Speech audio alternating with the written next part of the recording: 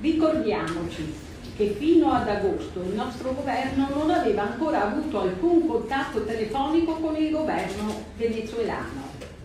Fino ad agosto. E questo dimostra quanto poco si sono spesi per mio figlio. È Armanda Colusso, mamma del cooperante Alberto Trentini, detenuto da un anno in Venezuela, a parlare direttamente ai giornalisti durante una conferenza stampa a Palazzo Marino, sede del Comune di Milano, accompagnata dalla sua legale Alessandra Ballerini, e a tenere alta la voce e l'attenzione a un anno esatto dall'incarcerazione del figlio Alberto. Mi aveva rasserenata la stretta di mano del nostro presidente Mattarella il 19 ottobre scorso alla ministra dell'istruzione venezuelana e il clima disteso e costruttivo con cui si erano tenute le celebrazioni per la canonizzazione dei due santi venezuelani a Roma.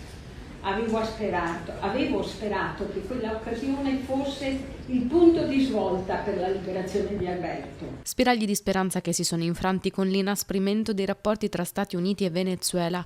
Armanda Colusso ha ripercorso l'anno di assenza di Alberto, le lotte fatte senza alcun risultato, e a chiedere ancora una volta la definitiva liberazione del figlio. Sono qui, dopo 365 giorni, ad esprimere la mia indignazione, perché sono certa che per Alberto non si è fatto quel che era necessario e doveroso fare per la sua liberazione.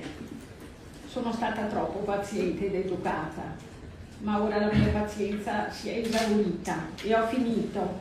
Grazie per avermi ascoltato.